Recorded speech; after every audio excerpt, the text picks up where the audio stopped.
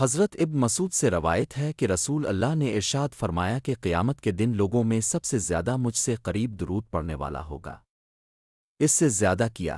نعمت مثال محبت ہوگی بے مثال اعزاز اور عجیب انعام و اکرام جس کو نہ کان نے سنا ہوگا اور آنکھ نے دیکھا ہوگا میدان حشر میں جس انسان کے نامہ اعمال میں دو چیزیں کثرت سے ملیں، ایک درود پاک اور دوسرا استغفار، تو یہ دونوں اعمال اس کی نجات کے لیے کافی وشافی ہوں گے۔ کثرت سے درود پاک پڑھنے سے زندگی میں نبی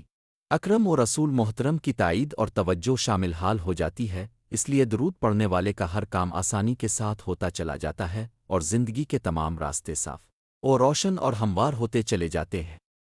اللہ تعالیٰ ہیں اللہ تعالیٰ کی طرف سے کثرت رحمت کی وجہ سے اس بندے کی زندگی اس پر نہایت آسان اور راحت والی ہو جاتی ہے، کیونکہ کثرت سے درود شریف پڑھنے کی وجہ سے اس بندے کا بال بال اللہ تعالیٰ کی رحمتوں میں ڈوبا ہوا ہوتا ہے۔ اس وجہ سے بزرگوں کا قول ہے کہ درود پابندی سے پڑھنے والا بھیانک زندگی سے نکل کر روحانیت والی پاکیزہ زندگی میں داخل ہو جاتا ہے۔